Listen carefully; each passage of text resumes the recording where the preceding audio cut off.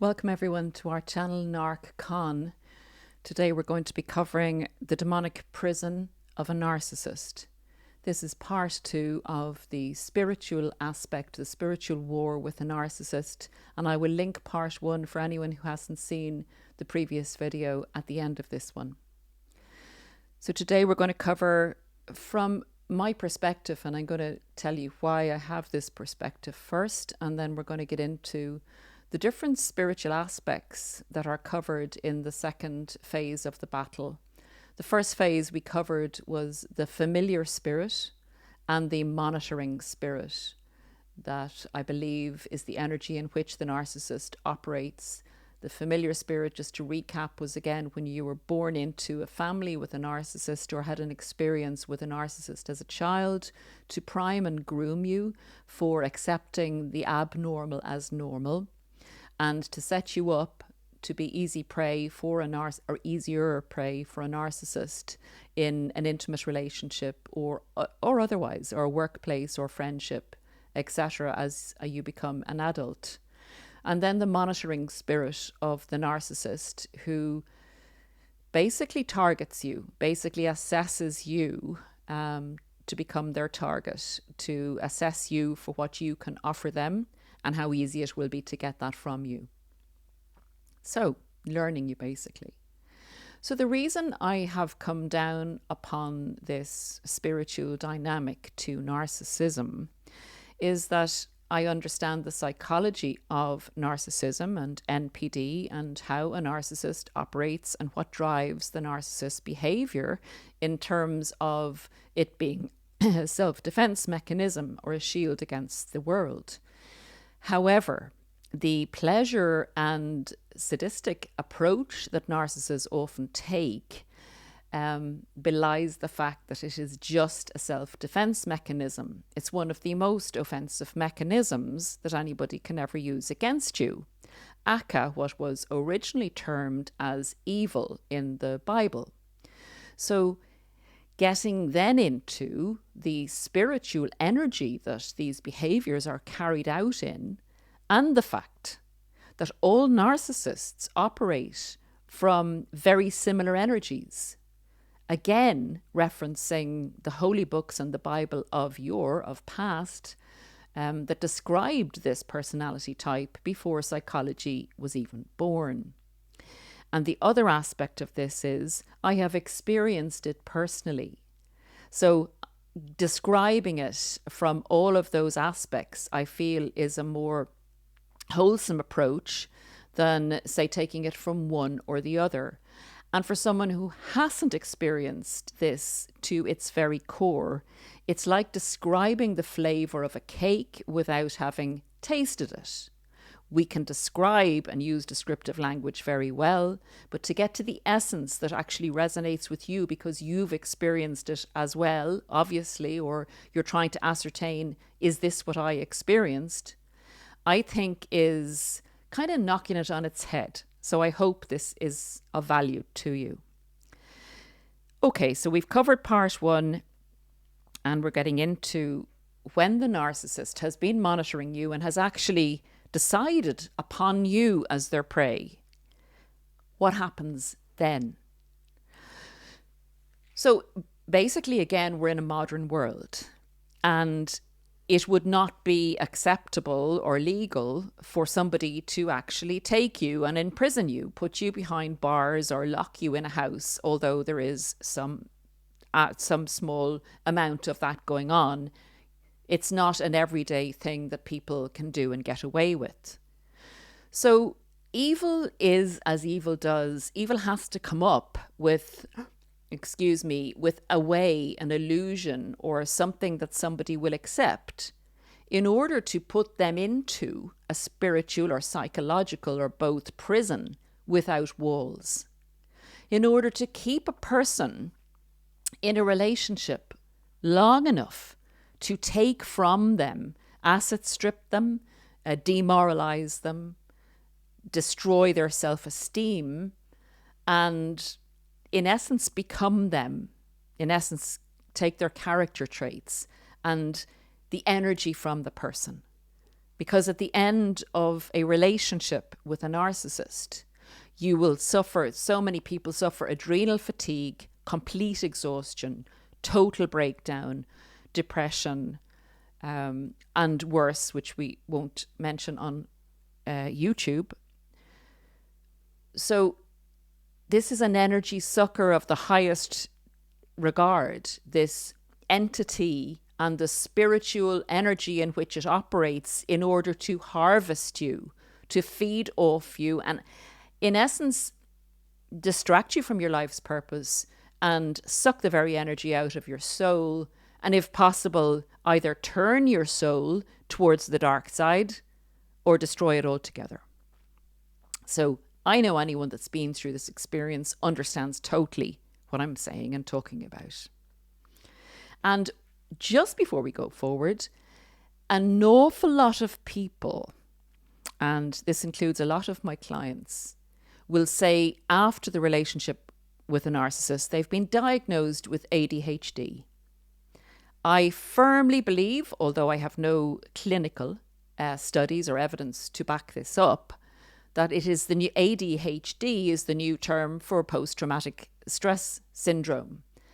It is coming up more and more often that people that have been in any kind of a medium to long-term relationship with a narcissist are saying they're diagnosed with ADHD. So let you have that information for what it's worth. And if that's the case with yourself, have a good look at this, because this is something that, we as victims or targets or whatever you like to call people that have been entrapped in the narcissist prison actually get diagnosed with things being wrong with us instead of the narcissist who seems to go off into the sunset as if they have nothing wrong with them.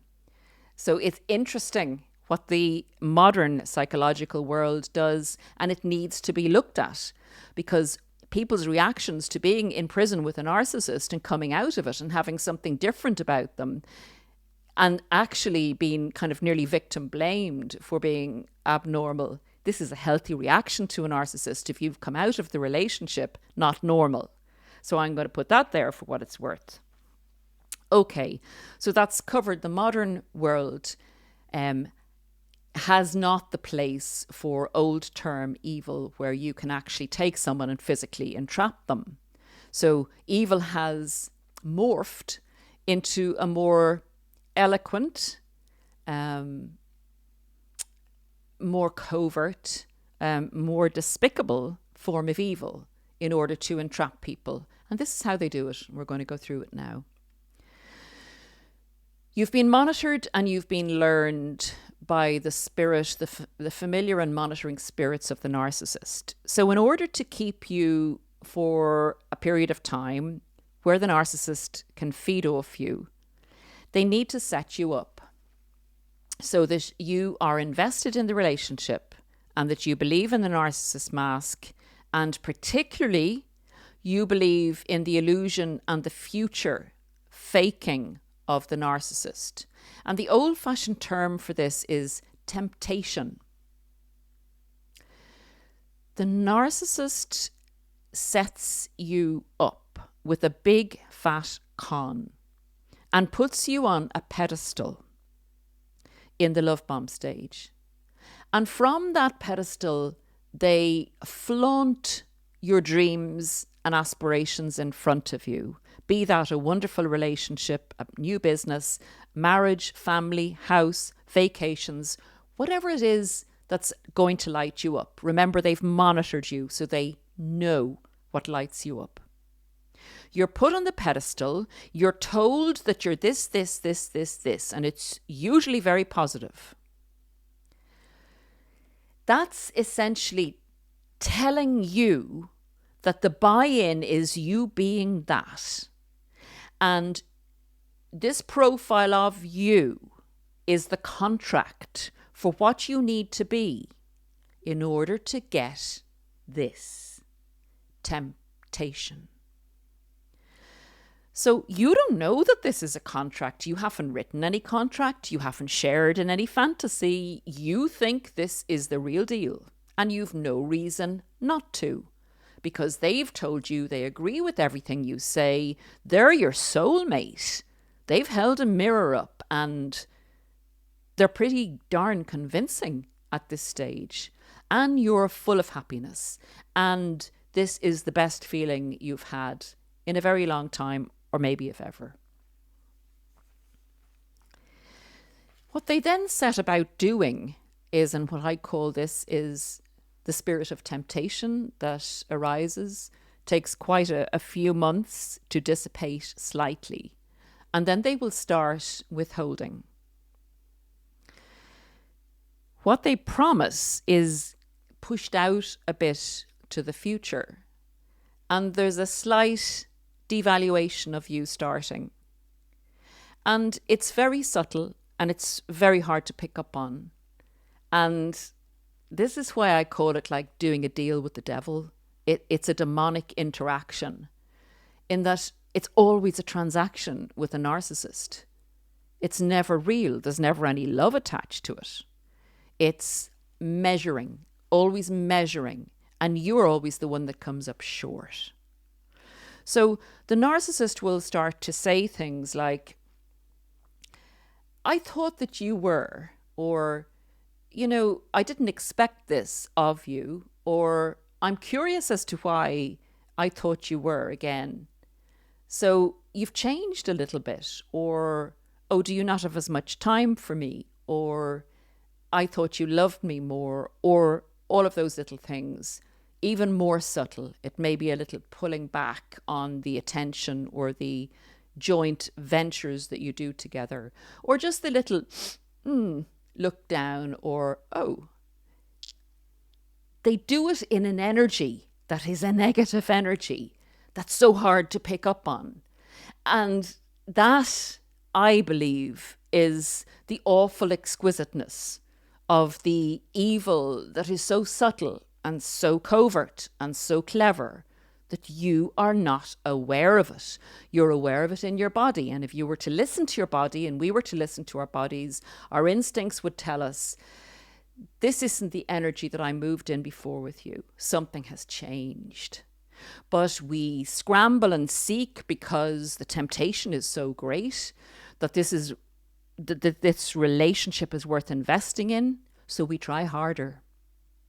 And that is exactly what the narcissist has predicated that we will do.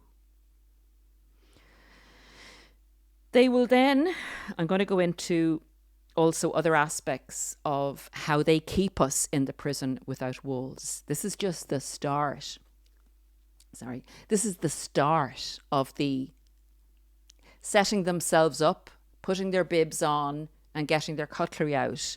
This is going in for the big feed, for the big harvesting of our assets. This is going in for the big kill of us as a person, to keep us further embedded in the psychological and spiritual maze that the narcissist has already done so much work on with the familiar and monitoring spirits. What they do in order to keep you within those walls is they will put you back up on the pedestal again. In other words, when you have output more for the narcissist, when they withheld a bit or withdrew a bit or gave you a subtle criticism that you couldn't quite put your finger on, they will then place you back on the pedestal, but will give you a big fall off the pedestal with a mini discard or something to that effect. Or they're going to use, in conjunction with those techniques, the following spiritual energy, or what I call demonic attachment, that they force upon you or that they go into in order to get you to expend more energy and try harder. This is all about you trying harder. You trying to remain on the pedestal. But anytime the narcissist feels they want to have a better feed or they want more narcissistic supply out of you, they will put you down a rung on the pedestal, or they'll whip your bottom right off the pedestal altogether. So you get a terrible shock and you will scramble around wondering, what have I done wrong? Why have they done this? and your brain is totally engaged in keeping you in that prison without walls to try to get back up in the pedestal, to continue the journey to the future faking that they also sprinkle you with every now and again.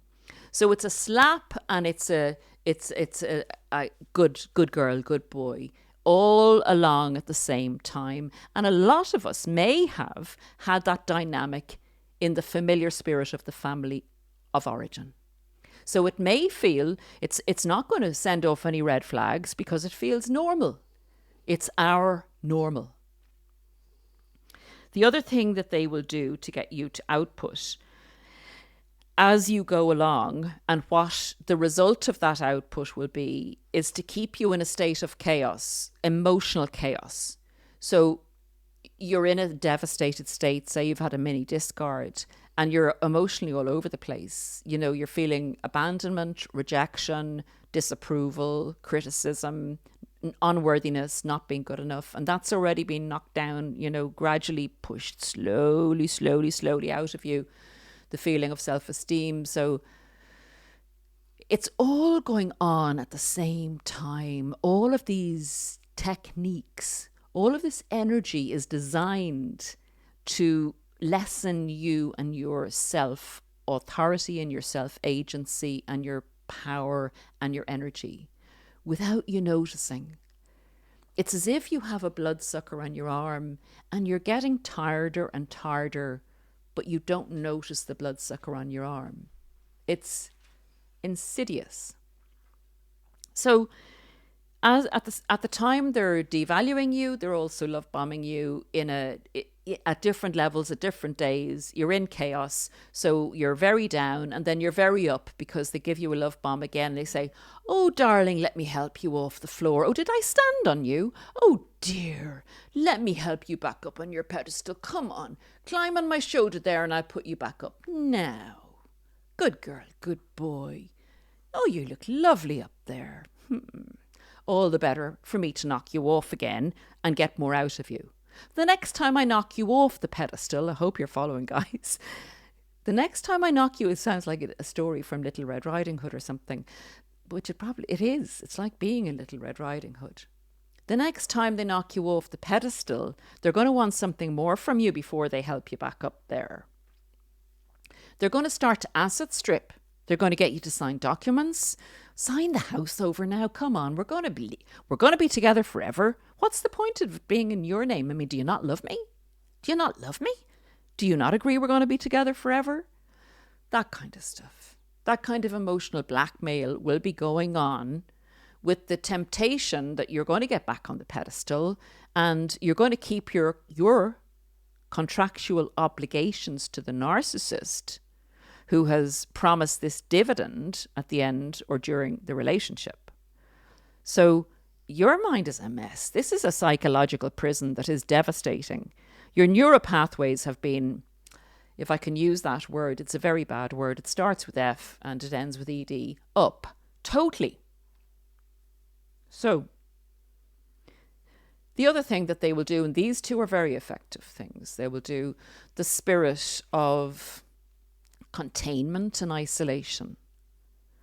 They isolate you from any other opinion of you or validation. They will do their very best to set you against family and friends, to bring you to a different country, different state, somewhere that their control is, they're the prison keeper, basically. It's only them that's giving you validation. You might get a little bit in work, but then they'll start to go in on your work colleagues and say why you shouldn't listen to them. So that's a very important part of the other manipulations, and the other, what I call demonic workings, can work so much faster and better if you have no other output, if they cut you off from the light altogether and make you smaller and smaller as you go along.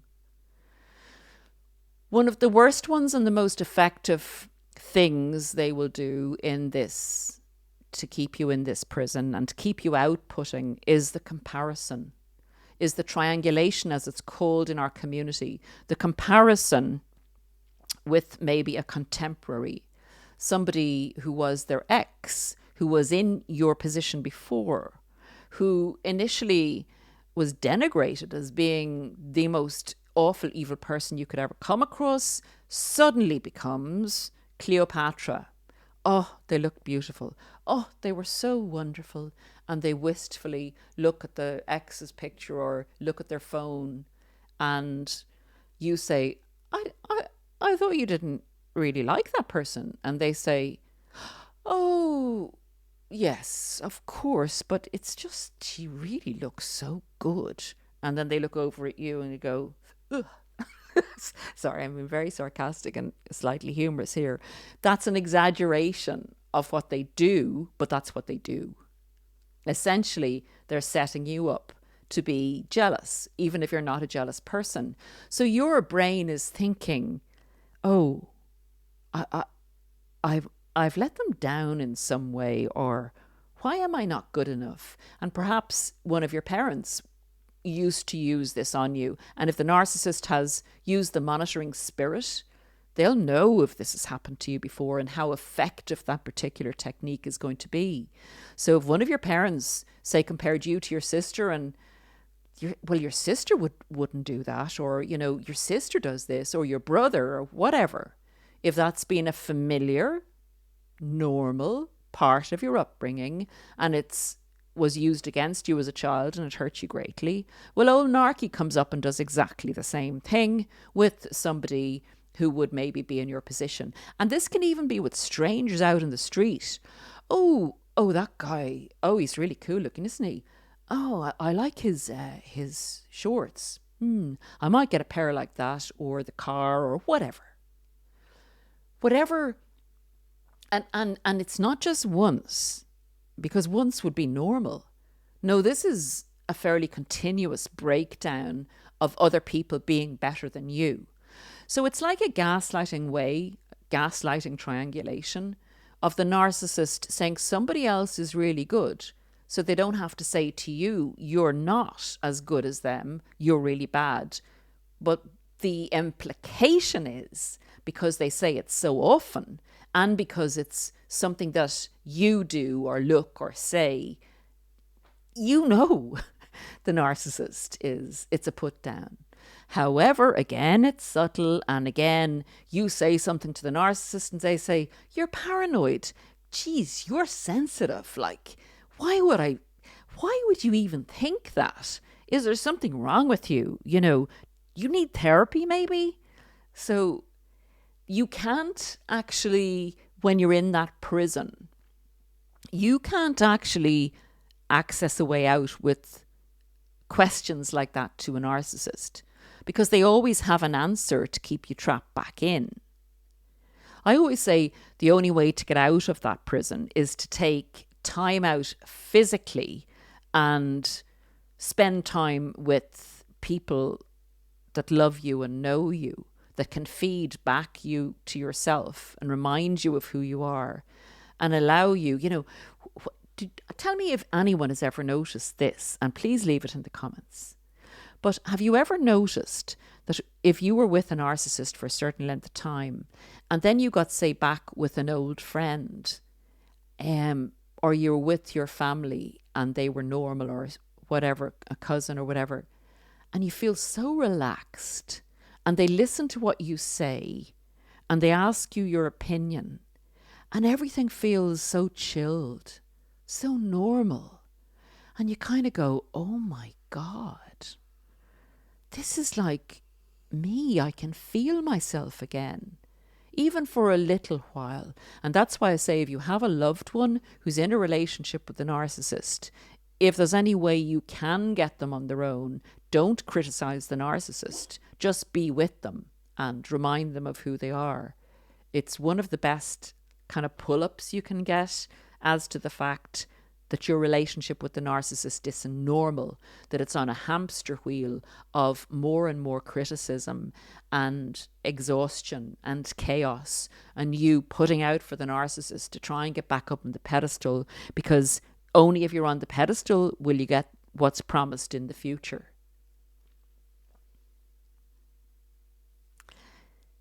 That's where we're at, my dear friends. That's where we're at in the prison without walls, in the demonic prison of the narcissist.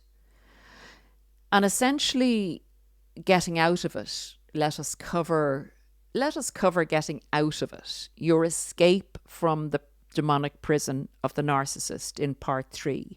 I think there's more in this in relation to the spiritual energy to be covered. And I think we'll cover what happens when the relationship ends and how the narcissist will not let you go, basically. And you think it's you having a very hard time getting over this particular relationship. And we'll talk about how the claws are still in you and how you need to extract them one by one by one and free yourself, and the best way to do that. So it's literally a spiritual trap, and you need to take back yourself spiritually and experience yourself again spiritually and know that you've landed back into your body, because we don't inhabit our bodies, in my opinion, when we're in a relationship with a narcissist. It's full of anxiety, exhaustion, excitement, drama, exhilaration, and devastation. That's it for today. We will be back again very shortly. I hear Remy snoring in the background, and dreaming. Hope he's not dreaming of the narcissist. Please take care of yourselves, and we'll probably pop back with you this coming weekend. Take great care, guys. Bye.